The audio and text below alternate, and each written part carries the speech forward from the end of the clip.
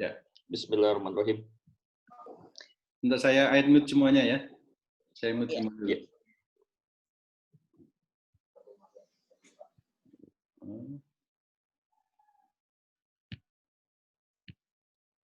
Assalamualaikum warahmatullahi wabarakatuh. Alhamdulillah. Wassalatu wassalamu ala Rasulillah wa ala alihi wa mawalah wa la haula wa la quwwata illa billah. Asyhadu an la ilaha illallah wahdahu la syarika lah wa asyhadu anna Muhammadan abduhu wa rasuluhu la nabiyya ba'dah. Allahumma fashalli wa sallim ala sayyidina Muhammadin wa ala alihi wa sahbihi ajma'in. Qala Allah ta'ala fil Qur'anil Karim, a'udzu billahi minasyaitonir rajim. Bismillahirrahmanirrahim.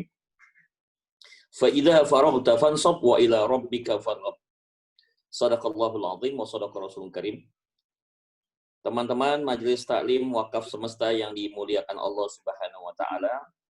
Alhamdulillah kita masih diberikan umur oleh Allah Subhanahu wa taala, masih diberi kesempatan untuk bisa tetap bernafas, jantung kita masih berdetak, mata kita masih bisa melihat, telinga kita masih bisa mendengar, tangan kita masih bisa menggerakkan jari-jari. Itu semua tidak lepas daripada nikmat Allah Subhanahu wa taala. Marilah kita syukuri. Salah satu wujud rasa syukur kita kepada Allah adalah dengan cara mendekatkan diri kepadanya melalui ucapan-ucapan dan kalamnya yang termaktub di dalam Al-Qur'anul Karim.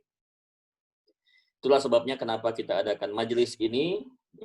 Tidak lain dan tidak bukan, kita maksudkan adalah bagaimana caranya agar kita ini bisa menjadi orang yang husnul khotimah.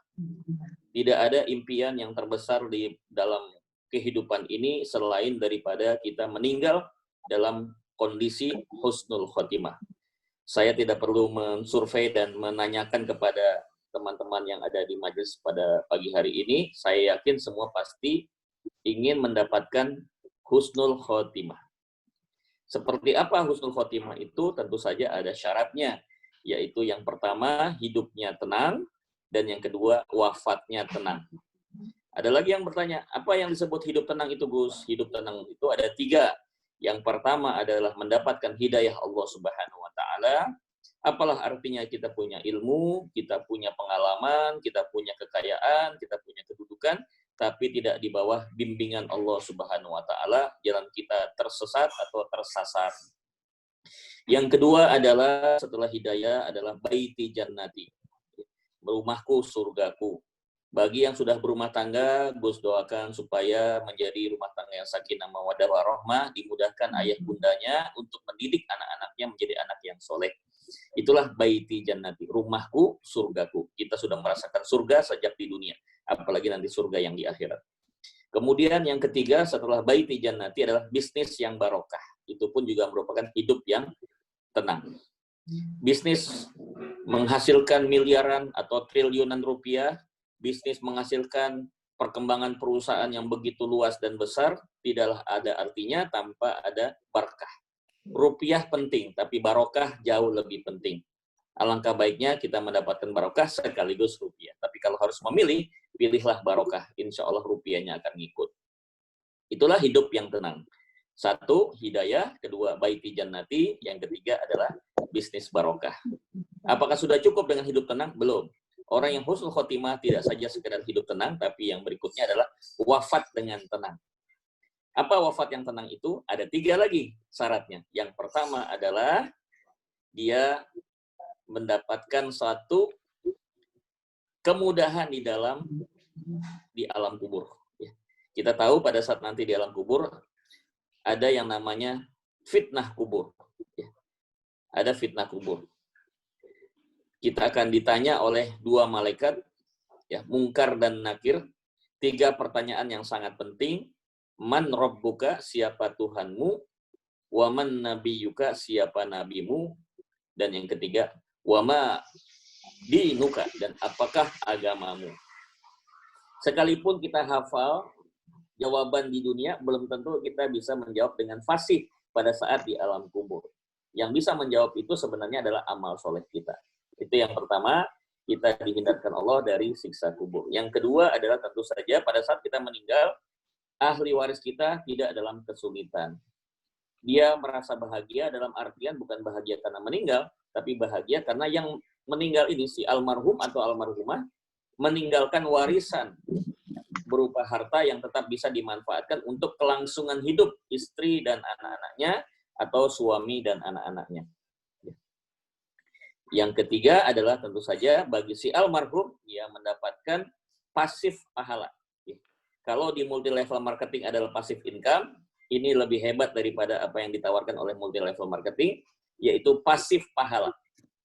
Orangnya sudah berhenti bernafas, tetapi pahalanya tidak pernah putus. Inilah yang disebut dengan wakaf. Itu sebabnya kenapa majelis ini kita namakan Majelis Taklim Wakaf Semesta, supaya yang hadir di sini punya kesadaran untuk berwakaf. Ya, Gus tidak bosan untuk mengingatkan kepada yang hadir di sini untuk bisa menyisihkan dari hartanya berwakaf. Jangan sampai nanti seperti yang diceritakan Allah dalam surat Al-Munafikun, ketika sudah meninggal, minta dihidupkan kembali kepada Allah hanya untuk satu hal, yaitu, ya Allah izinkan aku dihidupkan sebentar saja. Untuk apa? Yaitu untuk sekedar bersedekah atas apa yang sudah dimiliki selama di dunia. Untuk berwakaf apa yang sudah dimiliki di dunia.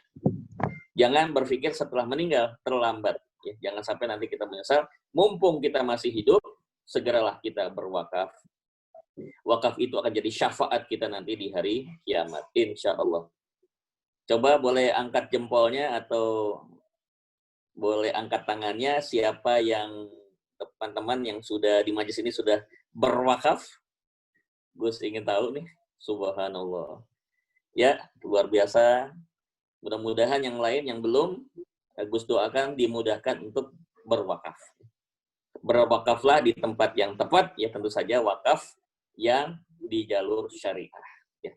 Silakan nanti bisa ditanyakan setelah acara ini ya kepada yang lebih berkompeten. Ya. Baik, kita kembali melanjutkan. Alhamdulillah sudah bergabung di kita ada 32 peserta. Ya mudah-mudahan akan terus bertambah syiar kita insya Allah. Manakala yang hadir hari ini 30-an, maka kalau bisa mengundang untuk minggu depan 2 orang ya saja kita sudah berjumlah 90 sampai 100 orang. Insya Allah. Kita ingin bikin gelombang wakaf. Ya. Gimana caranya supaya semakin banyak orang terbuka dan sadar tentang wakaf, sehingga kalau perlu nanti seluruh Indonesia pun akan menyuarakan tentang wakaf. Wakaf nanti ke depan ya, 3-5 tahun yang akan datang akan menjadi lifestyle. Ya, kalau ada yang belum berwakaf, itu berarti sudah ketinggalan zaman. Hari gini belum wakaf, ketinggalan zaman.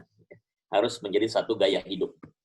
Baik teman-teman, saya mau reminding kembali, bukan maksud apa-apa, mudah-mudahan yang sudah sering mendengar tidak jenuh, tapi dalam rangka lebih memantapkan dan menguasai materi yang sudah diberikannya. Izin saya mau share konten, Mas Deli, boleh dibuka.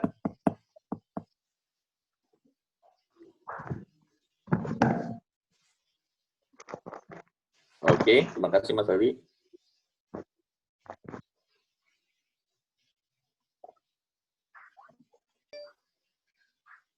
Sudah kelihatan ya? Kita sekilas saja ya, jadi sekilas saja. Inilah nama majelis kita. Bagi teman-teman yang ingin bertanya lebih lanjut kepada Gus, bisa melalui Instagram, tertulis di situ. Kemudian juga ingin mengikuti rekaman-rekaman yang tidak sempat pertemuan sebelumnya mengikuti isi kandungan majelis taklim ini, boleh di follow, boleh di like dan di share serta subscribe di YouTube saya, yaitu The Mentor Gus Reza. Di situ sudah kita masukkan rekaman-rekaman ya materi kita di majelis taklim yang sebelumnya, jadi bisa dilihat di situ yang tidak sempat mengikuti pertemuan yang sebelumnya. Jadi sudah kita bahas bahwa Islam itu terdiri dari beberapa kata dasar yang intinya ya, bermuara kepada 3 makna. Yang pertama, Islam itu artinya selamat, Islam juga berarti kepasrahan, dan Islam juga berarti sejahtera. Jadi SKS ya, selamat, kepasrahan, dan sejahtera. Kemudian Islam ini sebagai sebuah spirit dan ruh ya, diwujudkan dalam bentuk bisnis syariah. Karena saya lihat di beberapa teman-teman yang hadir di sini pun, alhamdulillah saya bersyukur, Gus bersyukur sudah berhijrah masuk ke dalam bisnis yang jalurnya adalah syariah yang non maghrib ya. Maghrib itu non maisir, non goror, dan non riba. Alhamdulillah. Mudah-mudahan semakin banyak teman-teman yang lain yang belum berhijrah bisa segera berhijrah menuju kepada bisnis syariah. Oke, spirit Islam ini diterjemahkan dalam bisnis syariah, kalau kata selamat itu diartikan dalam bentuk kata halal. Bisnis yang syariah yang sudah dimasuki ruh Islam itu berarti bisnis itu harus halal.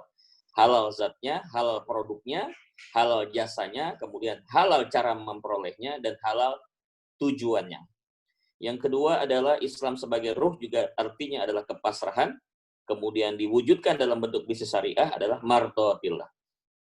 Ini yang perlu ditegaskan dan selalu diingatkan dan dimantapkan dalam hati kita masing-masing. Teman-teman, kita berbisnis bukan dalam rangka mencari ridho manusia, kita berbisnis syariah ini mencari ridho Allah. Barang siapa yang mencari ridho manusia, ridhonya konsumen, ridhonya nasabah, ridhonya customer, maka kalau dia berhasil dia akan gembira, tapi kalau gagal dia akan kecewa. Tapi kalau kita mencari ridho Allah, insya Allah kalau berhasil kita bersyukur, kita tidak berhasil pun bersabar. Dua-duanya dapat pahala. Kemudian yang ketiga, yaitu pengertian Islam sebagai ruh sejahtera. Kemudian diwujudkan dalam bisnis syariah, yaitu nafi'un li ghairi. Karena Islam itu mengajarkan kesejahteraan, jadi pastikan kita dalam berbisnis syariah ini bukan untuk memperkaya diri, tapi membantu orang miskin lebih banyak. Ya, doakan semua yang hadir di sini menjadi para miliarder muslim, para miliarder yang solih dan solihah, sehingga dengan kekayaan yang kita punya itu bukan untuk memperkaya diri, tetapi membantu orang miskin lebih banyak. Jadi kita harus punya ambisi. Ya, kalau sekedar income yang diperoleh hari ini mungkin sudah cukup buat teman-teman semua, tetapi jangan hanya sekedar mencukupkan kebutuhan pribadi. Dengan kita uang lebih banyak, insya Allah kita bisa membantu orang lain lebih banyak lagi. Baik teman-teman, kita mengambil dalam sebuah hadis Rasulullah yang diriwayatkan oleh Bukhari dan Muslim, muttafaqun alaih. Ya. Qala Rasulullah SAW, buniyal Islam ala khamsin an tashhada an la ilaha illallah wa anna Muhammad Rasulullah wa tuqimas shalah wa tu'tiyaz zakah wa tasuma Ramadan wa tahujjal baita in istata'tum ilaihi sabila. Bahwa Islam itu dibangun atas 5 hal. Jadi Rasulullah sendiri menyebutkan Islam itu adalah sebuah bangunan. Nah, ibarat bangunan berarti ada 3 bagian. Yang pertama adalah fondasi, yang kedua adalah pilar, dan yang ketiga adalah atap. Apa fondasinya? Fondasinya adalah syahadatain, yaitu asyhadu an la ilaha illallah wa asyhadu anna Muhammadar Rasulullah. Pilar dan atap belum kita bahas. Jadi kita pertemuan yang kelima ini masih berbicara seputar fondasi, ya. Belum bicara pilar dan atap. Mudah-mudahan teman-teman sabar, ya, untuk selalu hadir di dalam majelis ini supaya bisa menyelesaikan seluruh materi yang kita sampaikan sampai dengan atap. Itu pun setelah selesai Islam is my home, kita masuk pada program yang kedua. Nanti ada program yang ketiga, ya mudah-mudahan tidak akan pernah berkurang ya keistiqomahannya untuk hadir terus di dalam majelis. Dan saya bersyukur, saya melihat ada beberapa di antara peserta ini yang sudah tidak pernah melewatkan, selalu hadir, luar biasa, bahkan selalu datangnya lebih dulu ya. Mudah-mudahan ini menjadi keberkahan buat Bapak dan Ibu sekalian. Lanjut, apa itu syahadatain? Dibagi 2, yaitu asyhadu alla ilaha illallah, disebut dengan istilah syahadat uluhiyah, syahadat ketuhanan. Kemudian yang kedua, wa asyhadu anna Muhammad Rasulullah adalah syahadat risalah, yaitu syahadat kenabian. Ya. Kita baru membahas syahadat uluhiyah. Ya. Baik, syahadat uluhiyah itu arahnya adalah al-hurriyah. Jadi kita mengucapkan asyhadu alla ilaha illallah yang sering kita ucapkan pada saat sholat. Kita sering kita dengar pada saat terjadinya proses pernikahan, akad nikah, ya. Pada saat akikah dan seterusnya, kita sering mendengarkan kata asyhadu alla ilaha illallah. Nah, kata asyhadu alla ilaha illallah itu haruslah mengantarkan orang yang mengucapkan kepada satu kondisi al-hurriyah. Apa itu al-hurriyah? Al-hurriyah artinya kemerdekaan. Mohon jangan disamakan dengan kebebasan. Saya tidak gunakan istilah kebebasan, nanti akan tumpang tindih dengan istilah yang dipakai oleh orang-orang yang ada di barat. Jadi kita pakai punya istilah Islam, yaitu al-hurriyah. Apa al-hurriyah? Kemerdekaan. Tentu saja kemerdekaan yang di sini maksudnya kemerdekaan yang sejati, yaitu dari 2 aspek. Aspek yang pertama, merdeka secara fisik, dan yang kedua, merdeka secara mental. Selalu Gus contohkan, 17 Agustus 1945, Indonesia adalah merdeka secara fisik. Tapi belum tentu jaminan dan garansi kita sudah merdeka secara mental. Kalau kita masih terjajah oleh mental kebodohan, kemalasan, ya, kemunafikan, ya, itu berarti belum merdeka. Jadi merdeka yang sejati adalah merdeka secara fisik dan merdeka secara mental. Bahkan yang paling penting adalah merdeka secara mental. Gimana caranya Gus melatih merdeka secara fisik dan mental? Itulah sebabnya kita bahas asyhadu alla ilaha illallah. Baik. Yuk kita amalkan gimana caranya supaya kita merdeka, ya. Ada 11 ya. Ada 11, ya betul 11. Ada 12 malah. Ada 12, kurang lebih 12 bentuk pengamalan agar kita menjadi pribadi-pribadi yang merdeka atau pribadi yang al-hurriyah. Ya, mohon bersabar, kita baru membahas 3 ya, Mas Leli ya, kita baru bahas 3. Insya Allah hari ini kita bahas yang keempat. Apa itu? Mari kita lihat. Ya. Oh ya, saya ingin memberikan gambaran pada teman-teman. Al-hurriyah itu seperti kita berada di dalam sebuah helikopter. Ya. Nah, ini. Ya. Jadi bedanya helikopter dengan pesawat lain, take off-nya yang berbeda ya. Kalau ya alhamdulillah dulu Gus sempat 2 tahun jadi taruna dan 5 tahun jadi dosen penerbangan di Curug. Ya, sedikit banyak mengetahuilah tentang ilmu penerbangan, bahwa cara bekerja helikopter berbeda dengan pesawat pada umumnya. Kalau pesawat pada umumnya itu dia take off-nya adalah bersifat parabola. Ya. Tetapi kalau helikopter itu dia take off-nya adalah vertikal. Jadi supaya kita bisa melakukan, supaya kita bisa mendapatkan al-hurriyah dalam syahadat kita, jadilah seperti helikopter. Jadi kita naik ke atas. Orang yang merdeka itu orang yang berada di atas. Bukan di bawah, bukan di samping kiri, bukan samping kanan, bukan di depan, bukan di belakang. Kita ada di atas. Ya. Kalau kita berada di atas, maka kita setiap melihat masalah yang ada di sekeliling kita menjadi lebih kecil, karena kita ada di atas. If you want to get the solution, ya, kalau kita ingin mendapatkan solusi, maka lihatlah masalah itu dari atas, bukan dari bawah, bukan dari samping, bukan dari depan atau belakang, tapi dari atas, seperti kita mencontoh helikopter. Kemudian di samping juga teman-teman lihat seperti elang. Ya. Apa bedanya elang dengan burung camar? Kalau burung camar itu terbangnya rendah, ketika dia menemukan ikan, maka mereka keroyokan untuk dapetin ikan itu. Berbeda dengan burung elang itu sukanya adalah terbang tinggi, ya. Pada saat dia sudah mendapatkan suatu target ya, santapan yang paling baik, dia baru turun ke bawah dan menukik dengan kecepatan yang sangat luar biasa dan dia mendapatkan apa yang dia inginkan. Itulah sebenarnya kita harus be an eagle. Jadilah kita seperti seekor elang, jangan seperti burung camar. Itulah kira-kira ya.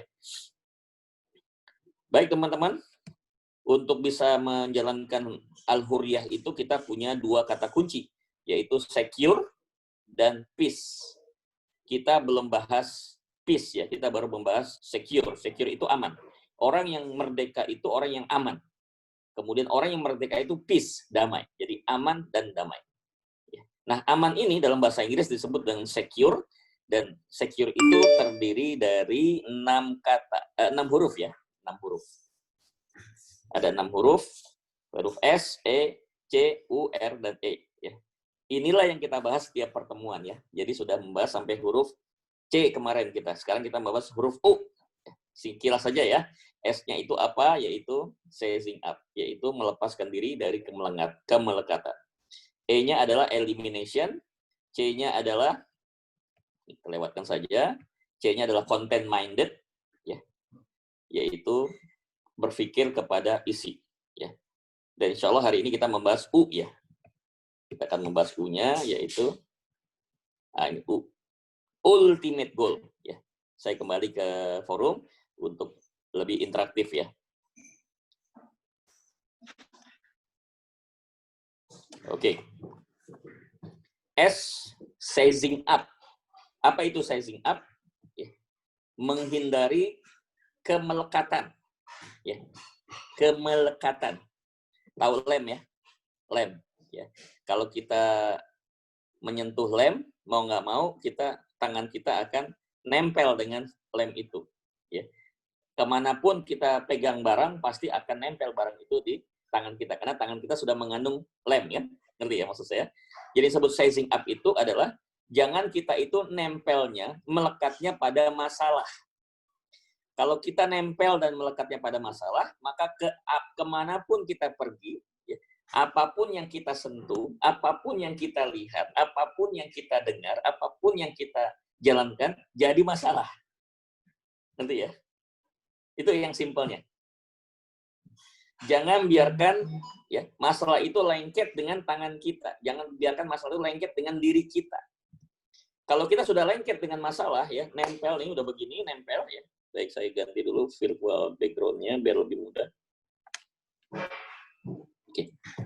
Kalau kita sudah nempel dengan lem, ya sudah nempel dengan masalah, kemanapun kita pergi, wherever you go, whenever you go, whatever you do, semua akan jadi masalah. Apapun yang kita lakukan, dimanapun yang kita kerjakan, ya, kapanpun kita melakukan, semua jadi masalah. Ngerasain nggak teman-teman? Kenapa sih ya? Kesini masalah, ke situ masalah. Kerja ini masalah, kerja itu masalah. Ya. Bisnis itu masalah, bisnis ini masalah. Ya. Kemudian rumah tangga juga begitu. Nikah dengan ini salah, nikah dengan itu salah. Ya. Punya anak juga begitu. Bersikap seperti ini salah, bersikap seperti itu salah. Kenapa sih kok jadi masalah terus? Maaf, karena kita sudah melekat dengan masalah. Harusnya tidak boleh melekat dengan masalah. Mesti jaga jarak dengan masalah. Kemana kita melekatnya? Kepada Allah. Nempelnya bukan dengan masalah, nempelnya dengan Allah. Kalau nempelnya dengan Allah, kita tidak punya keterkaitan, tidak tertarik, ya. Maksudnya tertarik bukan dalam arti sifat, ya, tertarik dari bentuk fisik, ya, dengan masalah. Jadi maaf ya, saya kasih contoh. Ini handphone, ini diri kita. Jadi kalau kita sudah nempel dengan handphone, ya sudah kemanapun ini ngikut dua-duanya kan, ikut terus. Tapi kalau kita jaga jarak, ya, ini masalah, ini diri kita. Kita nempelnya bukan dengan masalah, kita nempelnya kepada Allah. Maka insya Allah kita jauh dari masalah. Ya.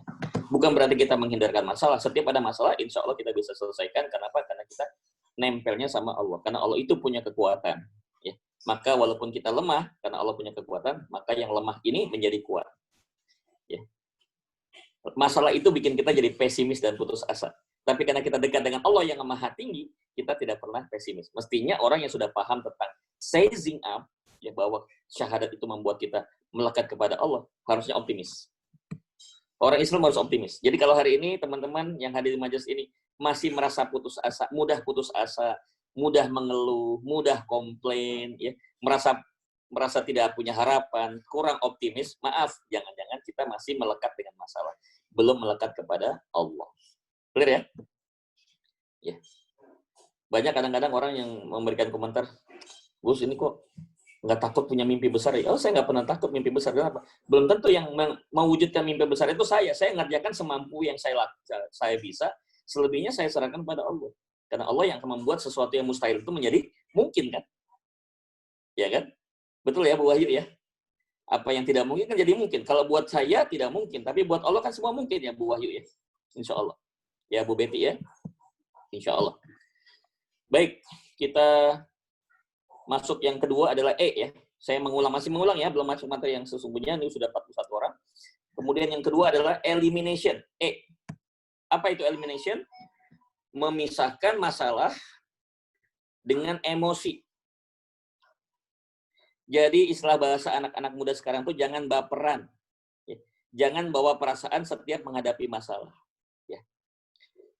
Rasa takut boleh, takut yang bersifat tabiat. Ya. Rasa kesel boleh yang bersifat tabiat. Sedih boleh yang bersifat tabiat. Tidak boleh berlarut-larut. Itu sebabnya Rasulullah mengatakan ketika kita dihadapkan pada musibah, ya, kita hanya boleh bersedih itu 3 hari ya. Hanya boleh 3 hari. Hari keempat sudah kembali harus normal. Ini menunjukkan bahwa Rasulullah mengingatkan kepada kita, janganlah bawa emosi kita, perasaan kita terlalu berlebihan, berlarut-larut terhadap masalah. Jadi itu yang kedua, kalau kita sudah menjadi orang yang merdeka karena mengucapkan syahadat, asyhadu an la ilaha illallah, kita jangan menjadi orang yang terlalu emosional. Punya emosi harus. Waduh, kalau orang nggak punya emosi kayak robot ya. Kita harus punya emosi, tapi tidak boleh terlalu emosional.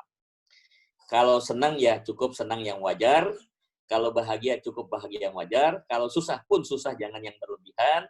Kalau sedih jangan sedih yang berlebihan sampai histeris gitu ya, nggak perlu, secukupnya saja. Sebagai wujud rasa manusia, kita sedih ditinggalkan orang yang kita cintai ya, entah orang tua kita, entah pasangan hidup kita, atau anak kita, atau kita kecurian, musibah ya, sudah ngumpulin, udah nabung ya, beli kendaraan, beli motor, beli mobil, dicolong ya. Itulah, jangan kita merasa bawa perasaan itu ke dalam masalah.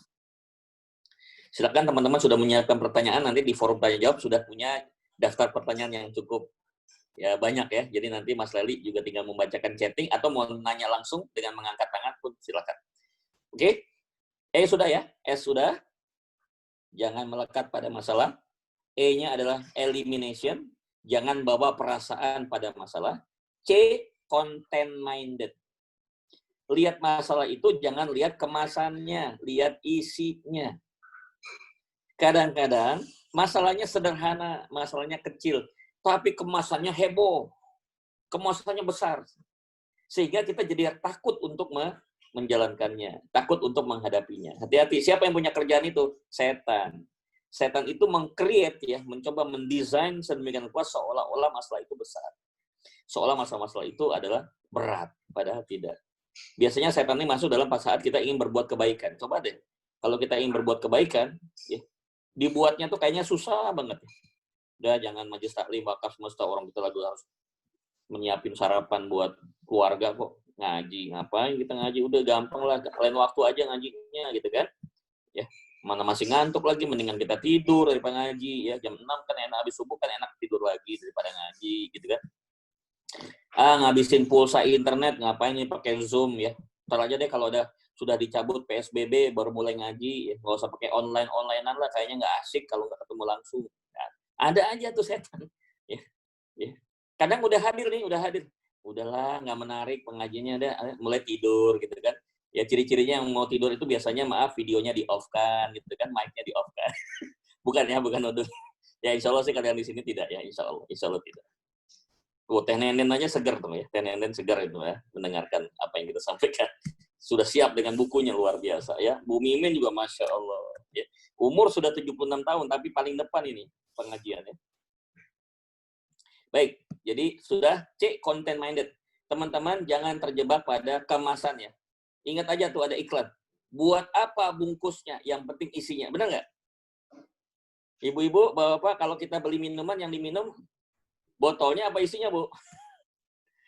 Botol buat pemanis. Ya makanya justru mahal. Ya, yang mahal itu adalah botolnya. Dulu, ya sebelum ada zamannya namanya air mineral, yang dalam botol kemasan itu, waduh, air tuh bisa kita dapatkan dengan gratisan. Sekarang mau minum air putih aja bayar. Kenapa? Itu mulai ada merek-merek tertentu. Padahal kita kan nggak pakai botolnya. Botolnya kan ibu yang kita mau minum kan isinya. Sama. Lihat masalah, jangan kemasannya, Bu. Lihat masalah, jangan luarnya saja. Lihatlah dari dalam. Ternyata tidak seburuk yang kita bayangkan kalau kebaikan. Tapi kalau keburukan, ya tidak seberat yang kita bayangkan. Ternyata biasa aja. Itulah kerjaan setan ya. Terlalu membesar-besarkan masalah gitu. Terlalu memberat-beratkan masalah. Hati-hati ya. Itu yang ketiga ya. Sudah cukup ya. Sekarang kita masuk yang keempat. Apa yang keempat? Ultimate goal. Ultimate goal, bahasa gampangnya adalah tujuan yang tertinggi, tujuan yang terbaik. Pokoknya yang ter aja dah. Kalau udah ter kan nggak ada duanya ya. Tujuan yang terjauh, tujuan yang terbesar, tujuan yang terbaik, ya, tujuan yang terhebat, ya, itu yang disebut ultimate goal. U-nya. S udah, E-nya sudah, C-nya udah, sekarang U, ultimate goal. Begini, saya kasih contoh. Di sini misalnya Mbak Rika. Boleh dibuka mic-nya Mbak Rika?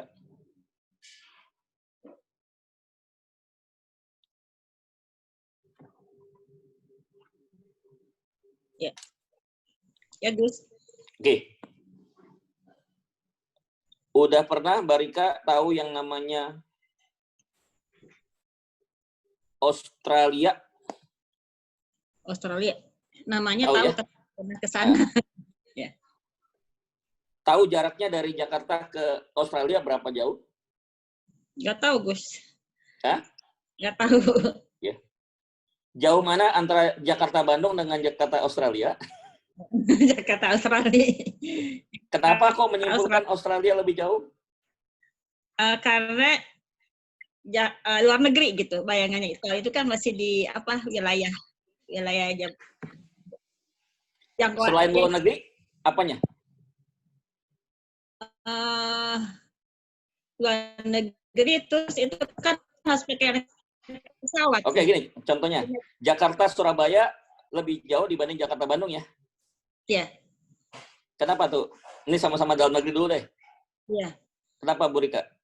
Karena sudah pernah, Gus. Tahu Dari sisi jarak. apanya jauhnya? Dari sisi apa jauhnya? Jaraknya tentu jarak. Iya, itu maksud saya. Jarak. Berarti jarak ya? Iya. Jakarta Bandung paling mah berapa? Cuma 130 kilo ya? Iya. Tapi kalau kita ke Surabaya 600 kilo. Iya. Jadi jarak. Udah jauh ya Surabaya dibanding Bandung ya? Iya. Tapi kalau misalnya Jakarta Canberra ya, salah satu kota di Australia dibandingkan Jakarta Surabaya, jauh mana? Jakarta kan Canberra Australia Canberra, dibanding ya. Jakarta Surabaya jauh mana? Masih jauh Canberra, Jakarta Canberra. Nah, kenapa Bu menyimpulkan Canberra lebih jauh dibanding Surabaya? Jarak dan Iya, jarak lagi kan? Jarak Jakarta Surabaya cuma 600 kilo. Mbak Rika tahu Jakarta Canberra berapa jaraknya? nggak tahu juga, Gus. Nah, saya kasih tahu ya, 5.388 km. Iya. 5.388 km. Jadi hampir 10 kali lipat Jakarta Surabaya. Iya. Oke. Jadi kalau kita membandingkan Canberra Australia, Bu Mbak Rika, yuk ke Surabaya. Pasti komentarnya, dekat Surabaya, mah dekat. Karena bayangannya Canberra kan. Ya. Atau ada yang ngajakin ke Surabaya, ada yang ngajakin ke Bandung. Yuk ke Bandung. Bandung mah dekat dibanding Surabaya. Gitu. Kita harus mulai membiasakan sesuatu itu ketika ada datang sesuatu, jangan melihat yang datang, tapi kita sudah membayangkan yang lebih daripada itu, Mbak Rika. Contoh, Mbak Rika, sehari-hari bergerak di bidang apa, Mbak Rika? Kerjaan sekarang yang lagi dikerjakan sebagai apa? Terapis. Oke, di samping sebagai terapis? Itu aja, Gus. Sebagai terapis, selain terapis yang dikerjakan sekarang, saya dengar katanya juga masalah wakaf. Apa bisa dijelaskan? Iya, saya duta wakaf. Ya, Duta wakaf. Ya. Mungkin ada di satu perusahaan tertentu? Iya. Di mana tuh perusahaannya? Kalau boleh tahu, Mbak Rika? Iya, saya kerjasama dengan Sun Life. Syariah atau konvensional? Syariah banget, Gus. Syariah. Oke. Berarti Mbak Rika sedang beraktivitas sebagai duta wakaf di perusahaan yang namanya Sun Life Syariah. Oke. Yeah. Oke. Nih ya, kita pastikan ada target ya dari perusahaan ya. Iya. Yeah. Sebutlah targetnya, misalnya Mbak Rika setahun disuruh untuk mencapai target misalnya 500 juta. Iya. Yeah. Itu masalah nggak? Jadi masalah nggak buat Mbak Rika? Tidak. Kok bisa tidak? Apa yang membuat Mbak Rika tidak menjadi masalah? Karena saya yakin yang tidak mungkin buat kita, kalau kita ini dengan Allah, itu pasti suatu mungkin. Karena pernah saya seperti itu. Oke. 500 juta kecil atau besar? Kalau kita hubungkan dengan Allah, masalah kecil. Nah, itu maksud saya. Ya. Kalau kita melihat hanya Surabaya, tidak dibandingkan dengan Canberra, Surabaya jauh. Ya. Kalau kita tidak bandingkan Bandung dengan Surabaya, Bandung itu jauh. Kalau kita mendapatkan target 500 juta, kita tidak bandingkan dengan 10 miliar, maka 500 juta besar, betul? Ya. Jadi ketika ada target 500 juta, Mbak Rika jangan bikin 500 juta. Bayangkan ada target yang lebih besar, yaitu 10 miliar. Andaikan Mbak Rika pun ditargetkan 10 miliar, itu pun tetap akan optimis. Kenapa? Saya membayangkan ada yang lebih besar dari semua angka-angka itu, Gus. Allahu Akbar, Allah Maha Besar. Nah, inilah sebenarnya yang harus membuat siapapun seorang Muslim untuk selalu optimis. Kenapa? Dia tidak melihat setiap masalah atau target atau beban itu dari yang dia lihat, tetapi dia membandingkan yang lebih besar lagi. Maaf, misalnya hari ini. Mungkin saya ambil di sini ada sebentar. Teh Lina. Ada Teh Lina. Boleh dibuka Teh Lina? Oke. Teh Lina sudah berkeluarga? Sudah, punya anak 2. Anak 2. Suami kegiatan apa, Teh Lina? Properti. Oke. Teh Lina sendiri pekerjaannya apa? Praktisi EFT. Ya, berarti sebagai terapis ya, Teh Lina. Orang yang paling tinggi jabatannya yang pernah diterapi oleh Teh Lina siapa? Gak usah orang deh, gak usah orang. Tapi kerjaannya apa? Dokter. Umpama nih, Teh Lina, umpama. Wakil Presiden Republik Indonesia yang bernama Bapak Kiai Haji Ma'ruf Amin. Teh Lina, ajudannya bilang, bisa nggak ya bantu terapi untuk Bapak? Siapa, Bu? Pak Wapres. Jujur, Teh Lina, yang dirasakan apa? Kesannya. Keder, betul nggak? Wapres. Ya Allah. Betul ya, Teh Lina ya? Nggak salah nih kok saya yang dipilih, kenapa harus Wapres? Aduh, saya paling tinggi mah dokter, boro-boro Wapres. Betul ya? Ya. Teh Lina, ada nggak sih yang lebih tinggi jabatan di atas Wapres? Ada, Presiden. Ya, Pak Jokowi kan? Jadi waktu ada tawaran itu, harusnya Teh Lina jangan gemeter. Baru Wapres, belum Presiden. Iya, ngerti ya? Bukan kita meremehkan beliau, bukan meremehkan Pak Wapres, tetapi kita lebih optimis. Event yang akan terapi adalah Pak Jokowi sebagai presiden ke Teh Lina. Baru Pak Jokowi, belum Sekjen PBB. Ya, belum Sekjen PBB, kan lebih tinggi posisinya. Karena dia mimpin seluruh negara di seluruh dunia. Itulah Teh Lina, maksudnya jangan kita pernah membayangkan itu seperti itu. Oke, saya lihat di sini ada Mbak Frida. Nah, Mbak Frida boleh di-unmute.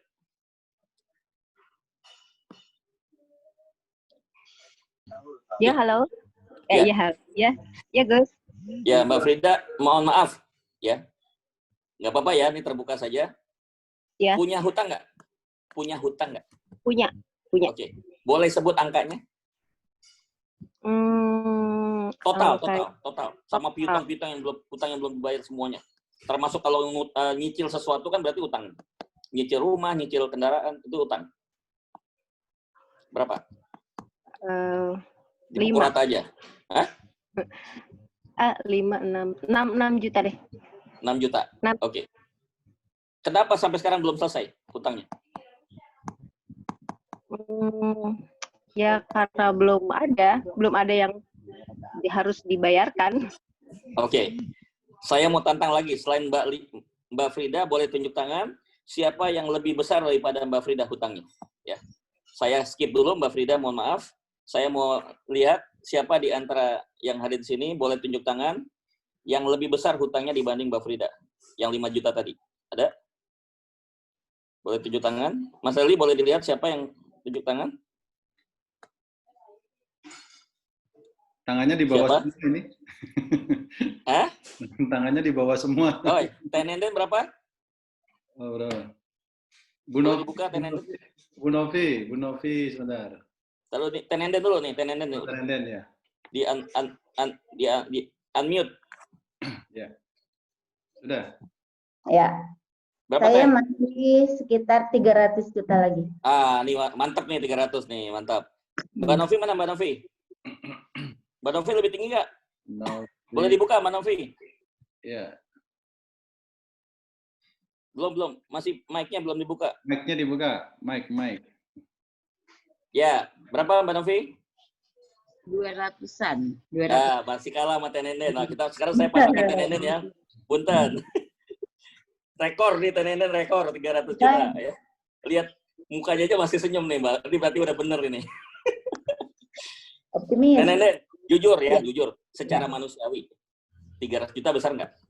Besar. Besar. Logis, Ya. manusiawi. Tenenden 300 juta besar, Gus. Oke. Apa yang bikin Teh Nenden tidak merasa pesimis menghadapi hutang 300 juta?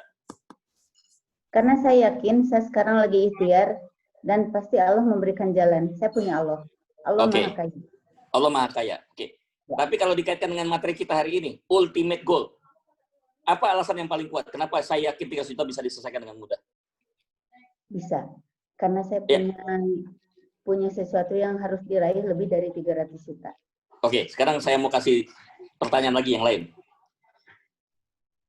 Kalau 300 juta itu besar, Teh kalau dibandingkan dengan 30 miliar besar mana Teh? Besar 30 miliar. Berarti kalau dibandingkan 30 miliar, boleh dikatakan 300 juta itu gimana? Tidak ada apa-apanya. Nggak ada apa-apanya ya. Ngerti itu ya maksudnya? Begitu ya Teh? Ya. Jadi alasan kita secara logika akal sehat, supaya tidak merasa beban, tidak merasa stres karena utang yang besar, bandingkan dengan yang lebih besar. 300 juta, insya Allah Gus, selesai. Kecil kok itu 300 juta dibandingkan 30 miliar. Betul, dibanding 30 miliar, kecil itu. Insya Allah bulan ini selesai, Gus. Tuh, optimis. Kita senang orang yang seperti ini. Seandainya 30 miliar juga, Teh, saya juga akan mengatakan itu kecil, Teh. Dibandingkan apa? 3 triliun. Seandainya 3 triliun, utangnya juga masih kecil dibandingkan Allahu Ghani, Allah itu Maha Kaya. Itulah yang harusnya dimiliki oleh umat Islam. Bapak, Ibu, ya, teman-teman di majelis wakaf ini, yuk, ya, jangan pernah kita merasa kalah dengan masalah. Ya. Kalah dengan masalah, harusnya kita harus menang menghadapi masalah. Ya. Caranya gimana? Ultimate goal. Kita harus punya satu perbandingan ke arah yang lebih besar. Ya. Jangan kita ini kayak orang yang seperti digambarkan dalam lagu dangdut. Makanya, maaf, saya bukannya menyinggung, ya. Nggak semua lagu dangdut itu jelek ya. Cuma kadang-kadang ada lagu yang banyak membuat kita pesimis. Contoh, termiskin di dunia. Coba, termiskin di dunia. Ya. Jadi kalau kita merasa orang yang paling sengsara di dunia, seolah-olah tidak ada yang lebih menderita daripada kita jadi orang yang susah terus. Benar nggak sih? Kita sekarang lagi masalah. Ada nggak sih orang yang lebih masalah daripada kita, di bawah kita? Yang lebih parah? Ada nggak yang utangnya Teh Nenden lebih dari 300 juta? Kan Teh Nenden 300 juta. Ada yang utangnya sampai 300 miliar, ada? Ada. Banyak. Jadi jangan merasa kita itu ya, umpama mohon maaf Teh Nenden merasa, ya Allah Gus, kayaknya saya orang paling susah sedunia. Jangan begitu ngomongnya. Ada yang utangnya lebih banyak daripada Teh Nenden. Ya udahlah, nggak usah baper gitu. Nggak usah terlalu dilebih-lebihkan. Ada yang lebih parah. Ya. Jangan kita selalu mengasihani diri kita di hadapan orang. Jadi akhirnya kita turun derajat kita. Jangan mengeluh di hadapan manusia. Mengeluhlah hanya kepada Allah. Ya.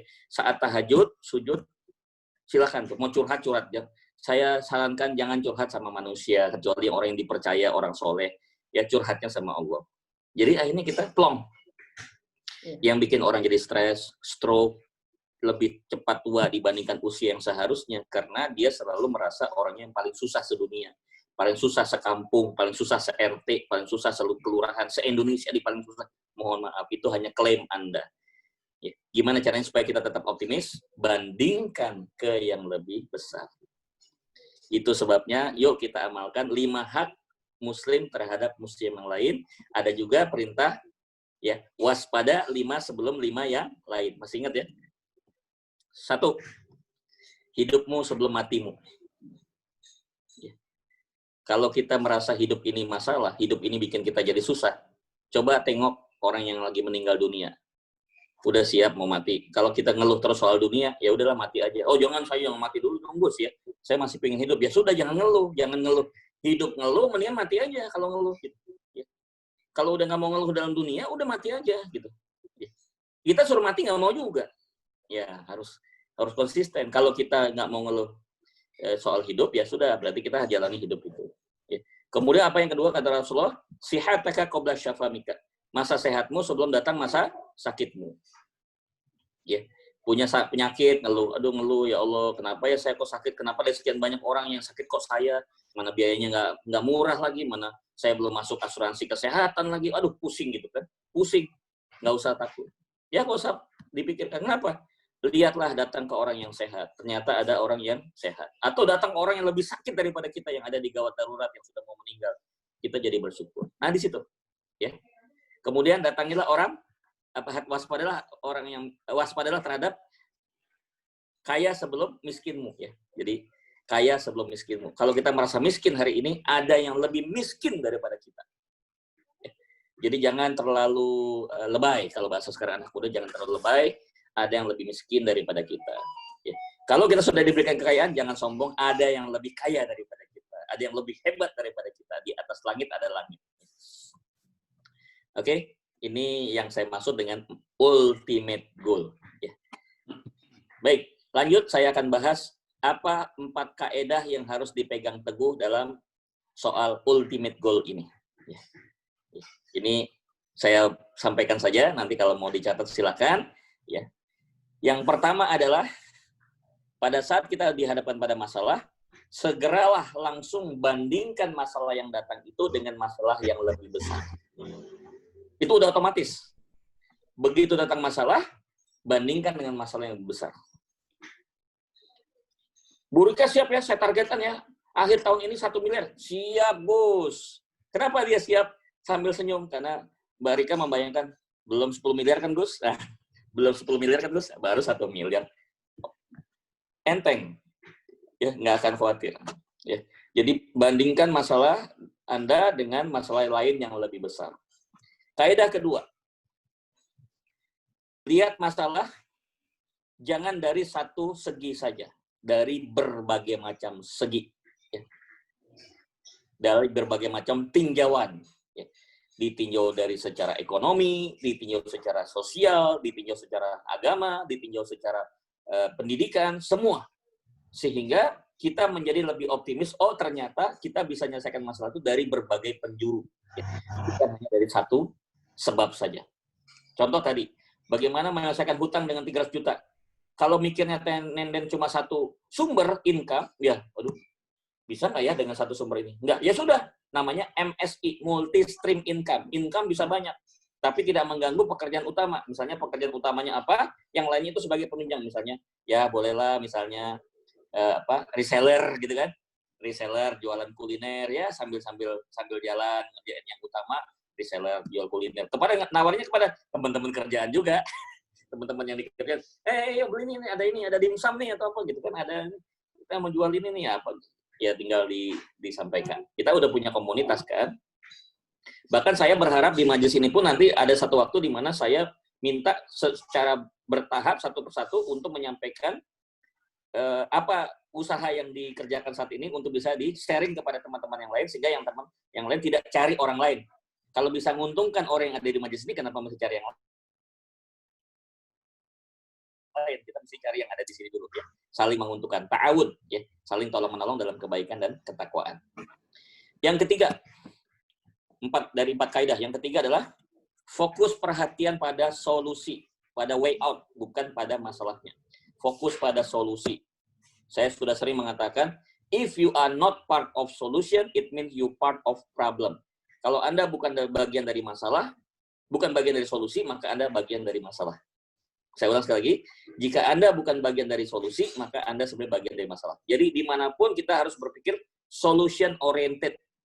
Orientasi pada solusi. Orang datang bawa masalah. Oke, kita diskusikan apa solusinya. Bukan masalah itu yang diperdebatkan. Bukan masalah itu yang didiskusikan. Tapi apa? Solusinya yang harus diperdebatkan. Solusinya yang harus didiskusikan. Sehingga nanti akan banyak beberapa solusi, kita ambil solusi yang terbaik. Oke?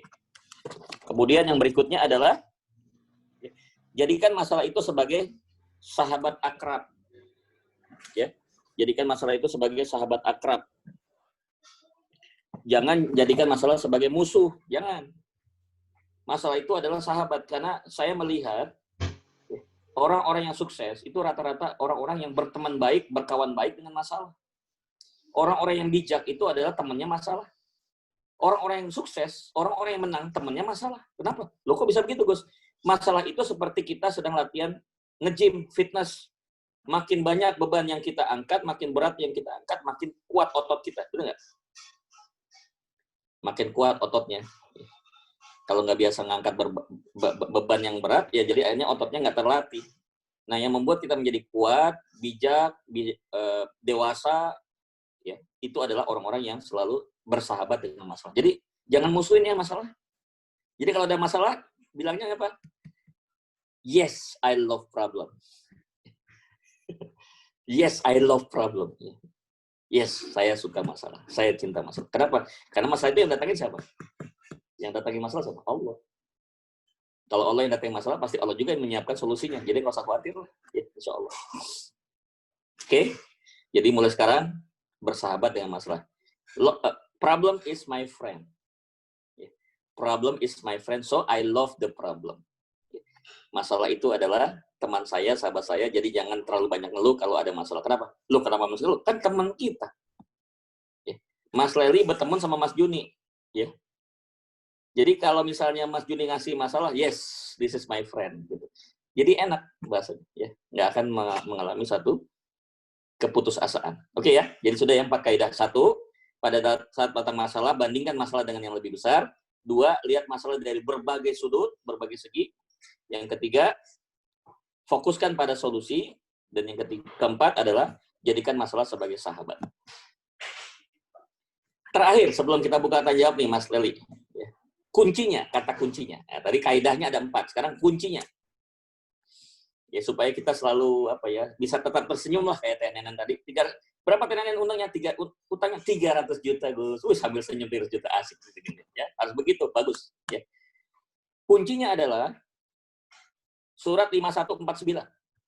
Ya, surat 5149, maaf saya izin, saya buka dulu ayatnya, saya perlihatkan. Yaitu surat Az-Zariyat ya. Saya buka Qur'annya dulu. Az-Zariyat surat 51. Sebentar, saya bacakan. Az-Zariyat setelah surat Qaf ya. Oke, Az-Zariyat 47. Oke, saya bacakan ya. Auzubillahi minasyaitonir rajim. Ada saya kasih highlight. Bentar. 49, maaf, 49 ya. 49 ya, maaf bukan 47.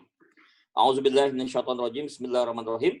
Wa min kulli syai'in khalaqna zawjaini la'allakum tadhakkarun.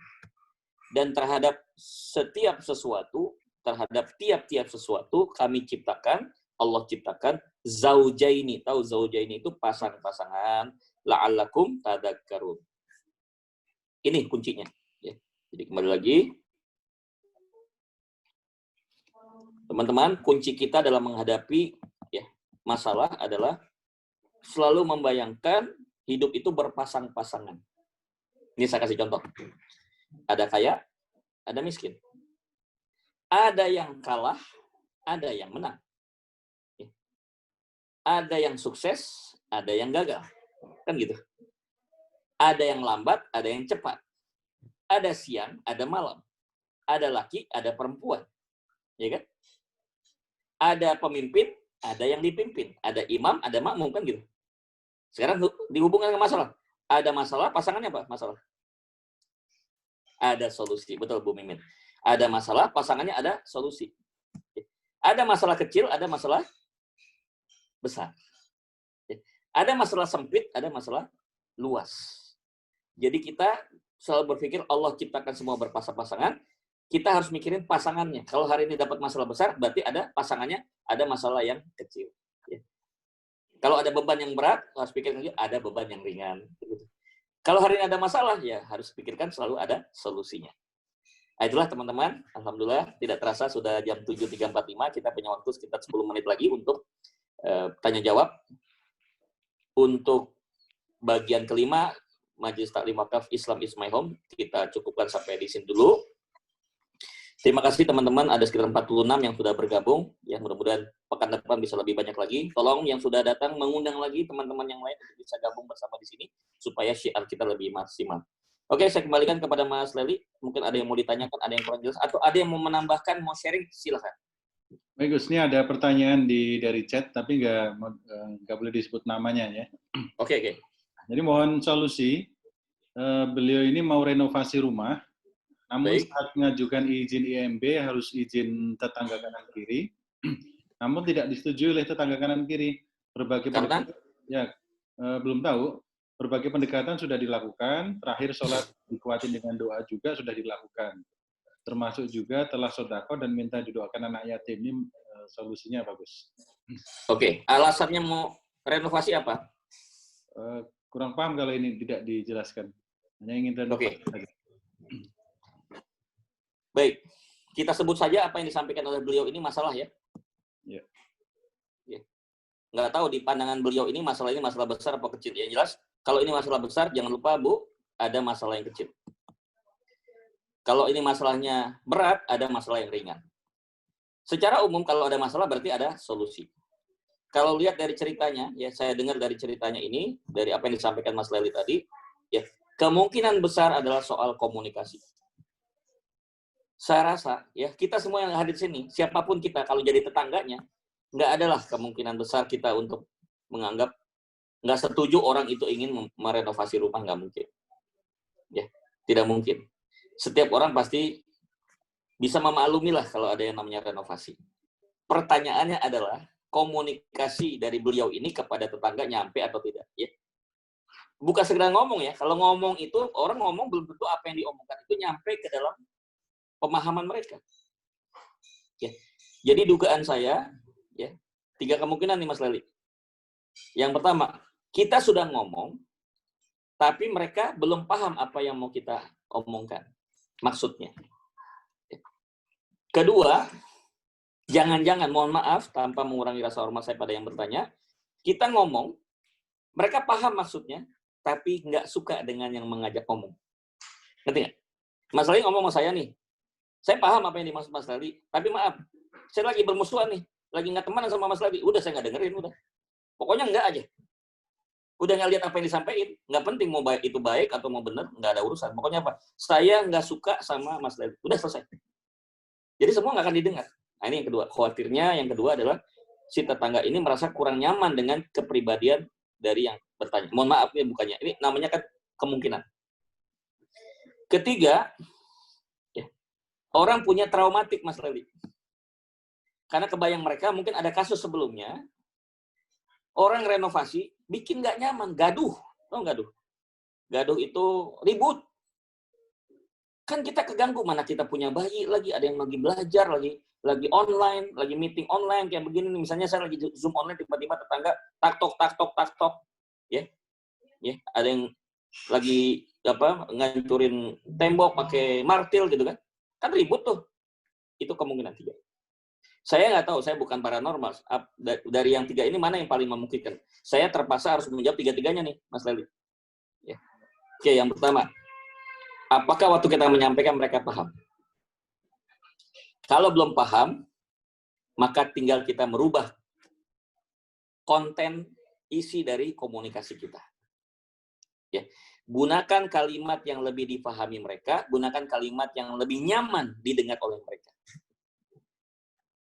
Undanglah mereka, jangan datangi satu persatu, undanglah mereka dalam acara syukuran. Terserah syukuran apa, syukuran anaknya sudah lulus SMP atau mungkin syukuran karena suaminya mendapat promosi jabatan atau syukuran baru membuka usaha baru, silakan apa saja, pokoknya syukuran. Undang tetangga, diselipkan dalam acara ngobrol yang ringan tadi, maaf Bapak Ibu, saya ingin menyampaikan satu hal yang mungkin boleh jadi sebagian mungkin merasa kurang nyaman, tapi saya harus menyampaikan. Nah, pada saat menyampaikan itu yang harus ditekankan, Bapak Ibu bisa melihat, saya mulai berada di kompleks ini sudah 10 tahun yang lalu misalnya. Bertambah dengan tahun, tidak terasa sekarang anak-anak kami sudah pada dewasa, sehingga kami harus menyiapkan kamar masing-masing. Bapak Ibu bisa bayangkan, kami punya anak 7 orang. Kalau 7 orang ini sudah pada dewasa, nggak mungkin mereka satu kamar itu 7 orang. Ya, yang setahu saya dari para ustadz menyampaikan informasi, sebaik-baik keluarga itu ketika mampu menyiapkan ruangan, ya, kamar pribadi untuk masing-masing anaknya. Ya, saya sendiri dengan suami sudah ada 1 kamar. Ya, kamar yang kami tersedia baru 3 kamar. Selama ini digabung-gabung kalau masih kecil, tapi sekarang sudah pada dewasa, harus punya privasi masing-masing. Jadi 3 kamar ini kami mau tambah lagi menjadi 4 kamar, jadi 7 kamar, masing-masing harus punya kamar. Dengan bangunan yang ada, jelas tidak mungkin kami akan bangun tingkat 2 lantai.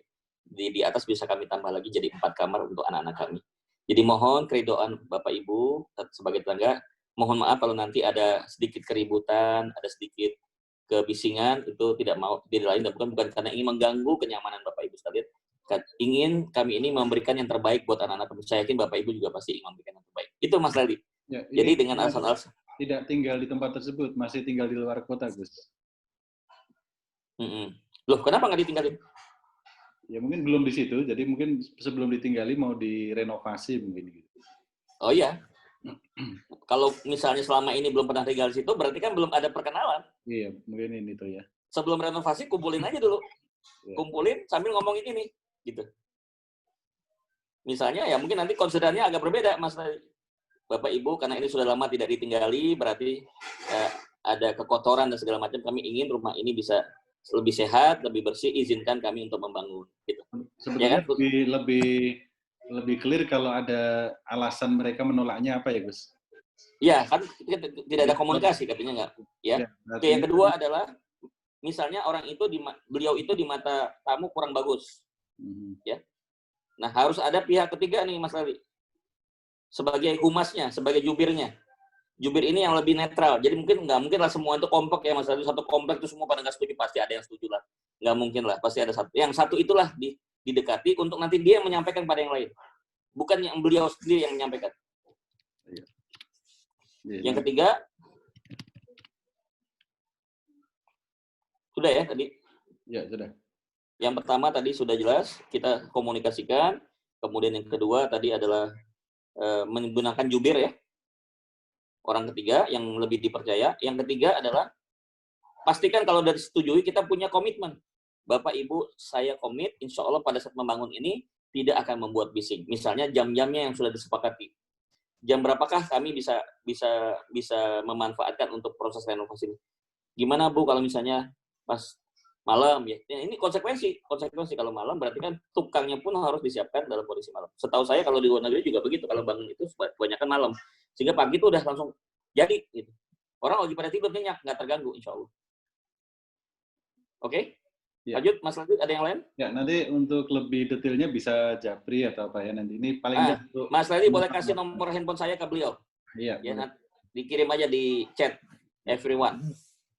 Baik, ya itu mudah-mudahan nanti yang bertanya ini nanti boleh Japri ke saya atau ke yang mengundang untuk nomor Gus Reza secara pribadi.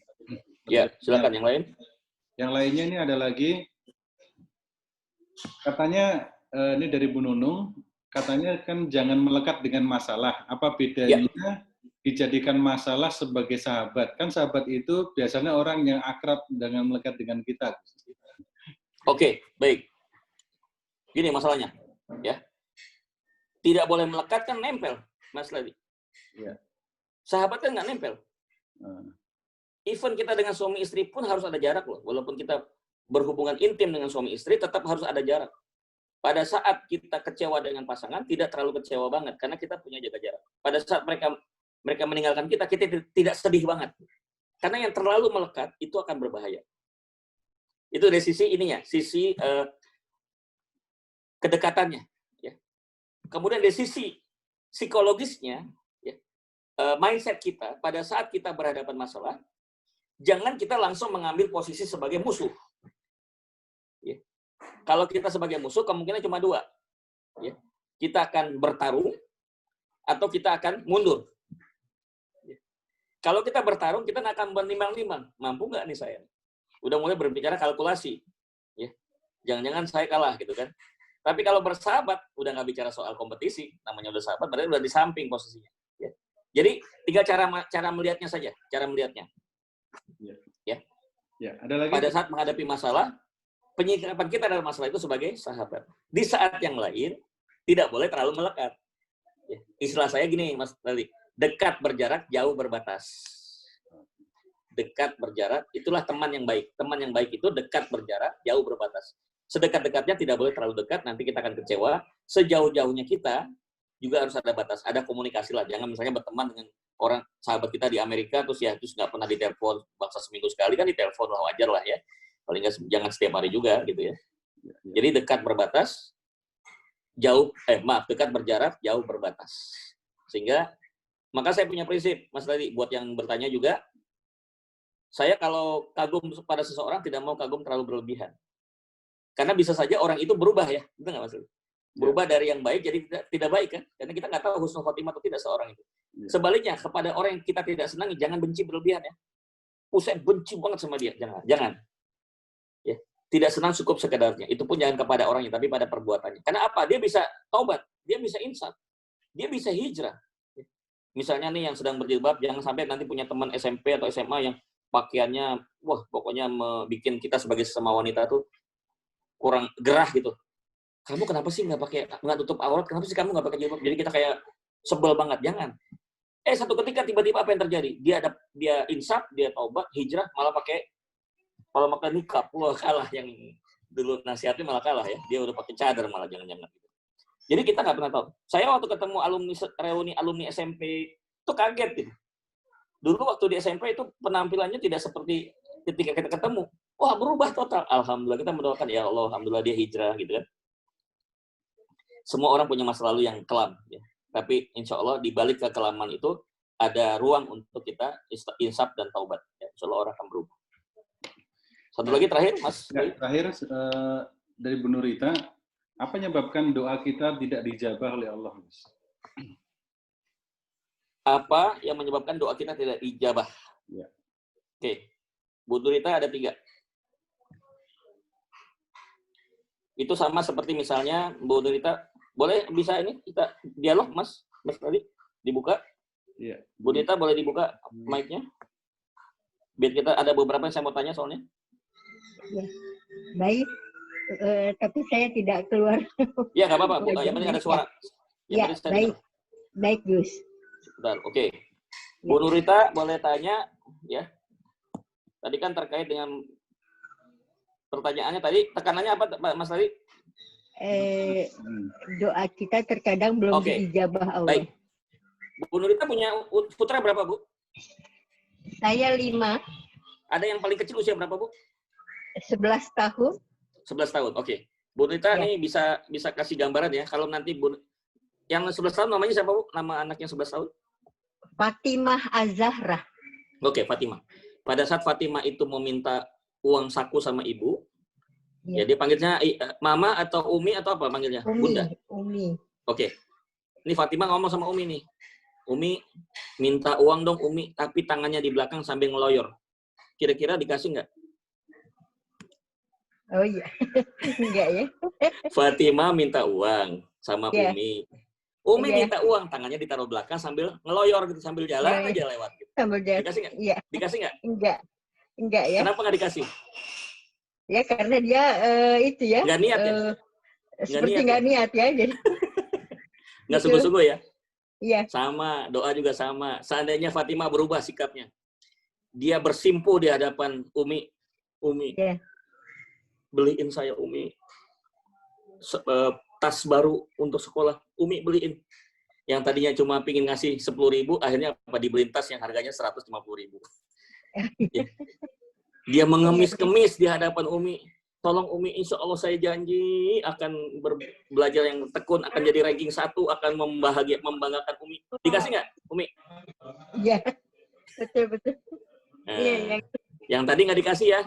Iya. Pertanyaan saya, Umi, apakah Umi berdoanya sudah seperti kayak Fatimah tadi? Kepada Allah. Ngemis, ya Allah, tolong ya Allah, saya minta kepada Engkau ya Allah, sampai meneteskan air mata, ya, sampai sujudnya benar-benar sujud, gitu ya, angkat tangannya benar-benar tinggi-tinggi, kemudian merendahkan, menghinakan diri sendiri, memuliakan Allah. Mungkin nggak kalau nggak kabulkan kalau sudah begitu kondisinya? Iya, nggak mungkin nggak ya, mungkin, pasti. Nggak mungkin. Ini orang, ini hambaku nih serius nih, ini sungguh-sungguh nih, baru aku kasih. Kalau tadi dia doa sambil, maaf ya, Umi ada satu orang yang nggak sengaja saya lagi sama-sama sholat berjamaah, bisa berjamaah kan biasa doa ya. Itu ada Umi orang yang doa begini loh. Rabbana atina fid dunya hasanah wa fil akhirati hasanah wa qina adzabannar. Rabbana zalamna anfusana wa illam taghfir lana wa tarhamna lanakunanna sampai jawab HP. Ya Allah. Iya. Betul. Ya sama kayak tadi, Umi minta duit tangannya di belakang sambil lari. Ya bagaimana mau dikasih? Kamu nih serius gak sih nak mau minta Fatimah minta duit enggak? Minta, tapi kenapa lari? Nah ini, kadang-kadang begitu, mohon maaf. Kita ini suka nggak punya adab. Doa itu nggak pakai adab sama Allah. Kita minta sama manusia aja, aduh, sopannya nggak ketulungan dulu ya. Nenek masih ingat waktu ngutang sama orang, waduh, mintanya melas. tolong Pak, pinjam Pak, cuma 100 juta Pak, tolong. Melasnya Masya Allah, sampai dikasih, nggak tega tuh yang mau minjemin. Iya. Nah, kita sudah melas belum sama Tuhan mintanya? Kadang-kadang ya sambil garuk-garuk, sambil tengok-tengok, nggak berwudu, nggak ngadep kiblat gitu kan, nggak sopan gitu loh. Sama manusia aja kita sopan, sama Allah kita nggak punya sopan santun. Itu jadi adab, tidak menjaga adab ini penting sekali ya. Cara kita berdoanya harus benar. Cara, ya. Oke. Yang kedua, Tumi, nazar. Yang membuat doa itu tidak cepat dikabulkan karena kita tidak punya nazar. Jadi coba dikaitkan nazar. Bu Nur, kegiatan apa sehari-hari? Saya praktisi kesehatan. Kesehatan. Ya. Berarti timnya Bu terapis. Iya, betul. Timnya Bu Rika ya? Betul. Oke. Ibu, ya, pada saat kita sedang menyampaikan masalah berdoa kepada Allah, apakah kita tadi ya sudah memastikan bahwa kita punya adab? Ya. Kemudian nazar. Nazarnya gini, Bu Nur. Ya Allah, kalau Engkau kabulkan permintaanku, ya Allah, aku janji akan menyantuni 10 anak yatim. Masing-masing misalnya setiap bulannya rata-rata misalnya 100.000 misalnya. 5 orang berarti kan 500.000. Itu insya Allah, Bu Nur, cepat dikabulin. Tapi jangan lupa setelah dikabulkan, janji, benar-benar janji. Ya dipenuhi, kalau enggak itu jadi hutang sama Allah. Namanya nazar harus dipenuhi. Gitu. Atau misalnya bernazar, ya nanti disampaikan ke Mbak Rika. Ya Allah, saya berjanji kalau Engkau kabulkan doa ini, ya Allah, aku janji sebelum aku wafat, aku akan menyisihkan sebagian dari hartaku untuk aku wakafkan bagi anak-anak yatim atau kaum duafa atau para santri-santri hafiz yang mereka kekurangan ekonomi. Nah itu. Itu nazar juga tuh, ya mewakafkan sebagian harta untuk wakaf. Jadi kalau kita meninggal nih Bu Nur, maka insya Allah punya pahala yang tidak pernah putus. Silakan nanti teknisnya, kebetulan juga kan Mbak Rika salah satu duta wakaf, juga nanti beliau bisa menjelaskan bagaimana cara menjalankan wakaf itu. Enggak sulit ya, mudah ya. Baik Bu Nur, itu mungkin insya Allah. Jangan lupa perbanyak istighfar sebelum doa, ada adabnya, baca istighfar, Al-Fatihah, Ummul Quran, istighfar dan selawat. Kemudian sisipkan Asmaul Husna, Bu Nur. Sesuai dengan yang Ibu minta. Kalau Ibu ingin minta kekayaan, berarti diawali dengan Asmaul Husnanya Allahu Ghani. Ya Ghani, Ya Hamid. Kalau ingin dapat kekuatan, Ya Aziz, Ya Aziz, Ya Qawi. Kalau Ibu mau diampuni, Ya Ghafur, Ya Rahim. Gitu, sesuai kebutuhan. Oh iya, baik. Oke, Bu Nur. Baik. Ya, terima kasih Gus. Ya, sama-sama. Ya. Oke, Mas Lali, sepertinya sudah cukup waktunya. Oh iya. Memberi kesempatan buat ibu-ibu untuk mempersiapkan dapurnya. Siapa tahu banyak aktivitas yang ada. Baik. Saya doakan supaya lancar semua aktivitas, insya Allah bisa bekerja dengan baik, ya. Dimudahkan semua urusannya, yang sedang berutang dimudahkan melunasi utang-utangnya, kemudian yang sedang sakit disembuhkan oleh Allah Subhanahu Wa Taala, yang masih sendirian segera dapatkan jodoh, yang sudah berjodoh diberikan rumah tangga yang sakinah mawaddah warahmah, dimudahkan mendidik anak-anaknya menjadi anak yang soleh dan solihah. Bagi yang sudah bekerja, insya Allah mendapatkan karir yang bagus. Bagi yang berbisnis, insya Allah bisnisnya bisnis yang barokah, ya. Dan dimudahkan Bapak Ibu terbuka kesadaran dan kepahaman untuk jangan lupa sebelum meninggal sisihkan sebagian hartanya untuk diwakafkan agar menjadi pasif pahala. Ya, itulah sebabnya kenapa majelis kita bernama Majelis Taklim Wakaf Semesta, supaya kita mulai syiarkan wakaf ini kepada setiap kaum muslimin. Demikian, lebih dan kurangnya saya mohon maaf. Kita tutup baca hamdalah dan doa kafatul majelis. Alhamdulillahirabbil alamin. Subhanakallah bihamdika nasyhadu an la ilaha illa anta nastaghfiruka wa natubu ilaik. Jangan lupa minggu depan kita ketemu lagi untuk membahas poin yang ke-5. Ya, ke-6 ya? 6. Ke-6 ya, Mas. Ke-6, bagian yang ke-6. Aduh, saya foto dulu. Oke. Sebentar. Oke. Nggak semuanya keluar video nih. Ya. Satu lagi. Satu lagi. Oke. Terima kasih yang sudah bergabung. Mudah-mudahan lancar semua urusannya. Terima kasih Mas Leli. Terima kasih Kang Rifai, Mas Saiful, Mas Andang, Mbak Anggraini, Mas Bagus, Mbak Betty, Pak Dani dari Balikpapan, Mas Dedi, Mbak Frida, Pak Every John, Bu Ida Nur Hidayat, Bu Ida Nur Sihat, Mbak Ira Kresna, apa kabar Mbak Ira? Kemudian Mas Juni, Kak Makri dari Pekanbaru, ya, Pak Zainal, Mbak Lina, Mbak Lisda, Bu Mimin, ya, Mbak Nani, Pak Kesuma, Bu Tenenden, Bu Nini, Bu Novi, Bu Nunung, Bu Nurita, Ustadz Nurul Ain, Masya Allah dari Cirebon, luar biasa. Jazakallah Ustadz. Kemudian Kang Rahmat, ya, Bu Rika, Mbak Samini, Bu Titin, Pak Wahyu, Pak Yusef, dan Bu Sri Ratna. Mudah-mudahan bermanfaat buat kita semua. Assalamualaikum warahmatullahi wabarakatuh. Waalaikumsalam warahmatullahi wabarakatuh. Baik Bapak sekalian, alhamdulillah tuntas sudah untuk Majelis Taklim pada kesempatan hari ini, dan mudah-mudahan insya Allah kita akan berjumpa lagi di Majelis Taklim yang bagian ke-6 insya Allah Jumat depan. Jangan lupa setiap Jumat jam 6.30 kita kembali ke Majelis Taklim Dan mengajak sahabat-sahabatnya. Kalau hari ini 40 yang hadir, mudah-mudahan minggu depan bisa 80, kemudian 160 dan seterusnya. Ya, insya Allah. Amin. Amin. Sekali lagi terima kasih. Kita tutup kajian hari ini. Wassalamualaikum warahmatullahi wabarakatuh. Waalaikumsalam.